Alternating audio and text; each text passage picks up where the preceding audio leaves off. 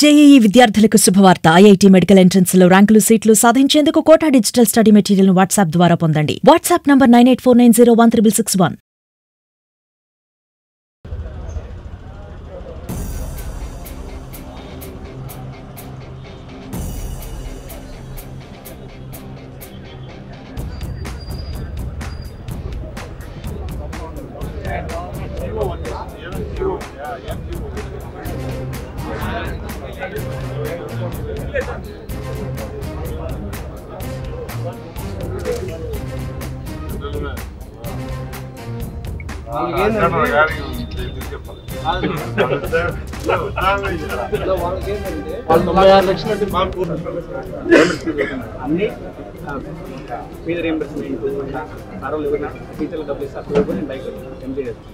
అలా బాగుపడిపోయి రోజు తిన్న కష్టపడి సంపాదించడం అంటూ బాగుపడుతుంది.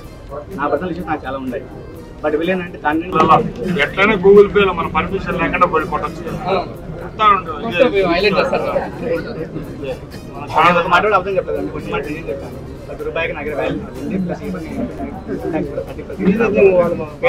ఇప్పుడు ఒక ఉద్యోగస్తుడు అంత డబ్బు తీసుకుంటాడు, గవర్నమెంట్ 30% ఇన్కమ్ ట్యాక్స్ వస్తుంది కదా.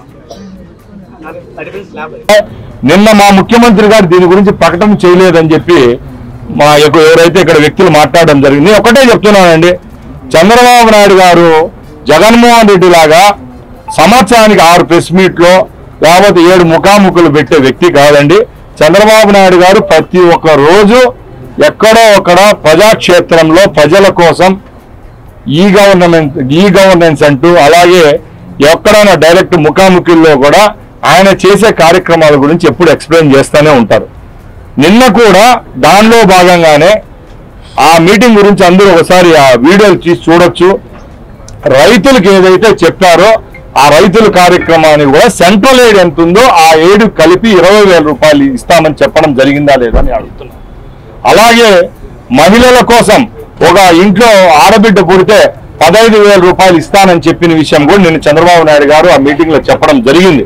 ఇవన్నీ చూడకుండా కేవలం ప్రెస్ మీట్లు పెట్టి చంద్రబాబు నాయుడు గారు రావడం వల్ల ఏం వదగలేదు నియోజకవర్గానికి, రాష్ట్రానికి అనేది చాలా విడ్డూరంగా ఉంది. మేమైతే క్లారిటీగా ఉన్నాం, ముందే చెప్పాం. జగన్మోహన్ రెడ్డి లాగా ఏదైనా కార్యక్రమం మొదలు పెడితే 2-3 నెలల్లోనే ఎక్కువ జనాభా ఉంటే దాంట్లో తగ్గించేసేది, అలాగే ఎవరైనా ఎక్కువ లబ్ధిదారులు ఉంటే వాళ్ళకి ఏదో విధంగా కోత పెట్టే విధంగా చర్యలు తీసుకొని ఆ పథకాన్ని నీరుగార్చే పరిస్థితుల్లో మేము లేము. మేము ఆ రోజు చెప్పినట్టు 64 లక్షల పెన్షన్లు ఏవైతే ఉన్నాయో ఇప్పుడు కూడా 64 లక్షల పెన్షన్లు ఈ రోజు అవే ఇస్తున్నాం. నిన్న 1వ తారీఖున 98.9% పెన్షన్లు కూడా నిన్న ఇవ్వడం జరిగిందంటే మీరంతా ఒకసారి రికార్డు చూసుకోవాలా.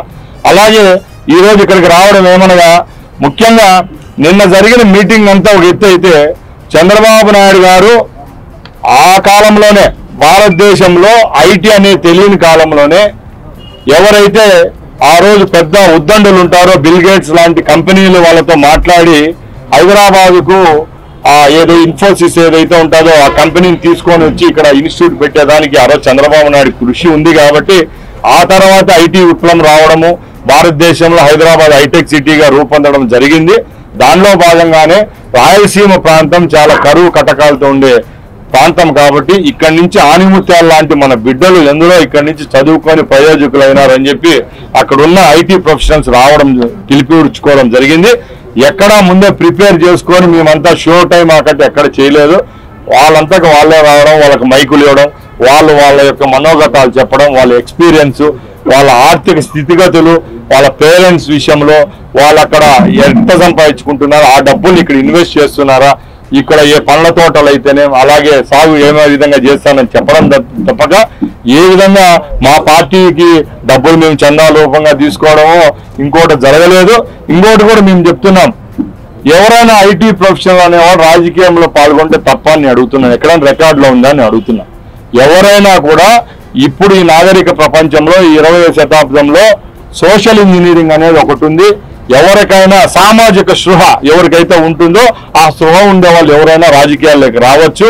ఈ రోజు మన భారతదేశంలో ఉన్న ఎంపీలు అయితేనే, ఎమ్మెల్యేలు అయితేనే, మిగతా రాజ్యసభ సభ్యులు కానించి పెద్ద పెద్ద ఐటీ కంపెనీలు ఉన్న వాళ్ళు ఉన్నారు, పెద్ద పెద్ద ప్రొఫెషనల్స్ ఉన్నారు. ఇలాంటి విషయాల్లో అవాకులు చవాకులు పేరడం చాలా తప్పు. అలాగే సోదరులు ఎవరైతే ఉన్నారో నిన్న చంద్రబాబు నాయుడు గారి సమక్షానే చెప్పాడు, నేను ఐటీ ప్రొఫెషనల్ సార్, నా జీతం ఇంత, నేను ఆ జీతం నేను ఇంత మీరు పెట్టిన ఇన్స్టిట్యూట్లలో చదివి మీరు ఆ రోజు బీజం వేసిన ఐటీ ప్రొఫెషన్ ఎంచుకొని ఈరోజు నేను ఈ స్థాయికి వచ్చాను. నేను సంపాదించిన డబ్బును కూడా ఈ భూమి యొక్క రుణం తీర్చుకునే దానికి నా తల్లిదండ్రులతో కలిసి వ్యవసాయం చేస్తున్నాను, ఇక్కడ ఈ పంట సాగు చేస్తున్నానని ఆయనకున్న ఆయనకు ఏదైతే ఆయన మనసులో ఉందో అక్కడ వ్యక్తపరచడం జరిగిందే తప్పక ఏం చేయలేదు. దాన్ని ఈ రోజు వైసీపీ వెర్రిమూకలు ఎవరైతే ఉన్నారో వాళ్ళు ట్రోల్ చేయడం చాలా విడ్డూరంగా ఉంది. ఎందుకంటే వైసీపీ వాళ్ళకి ఇంకా చెంపదెబ్బలు సరిపోవడంలా. ఎందుకంటే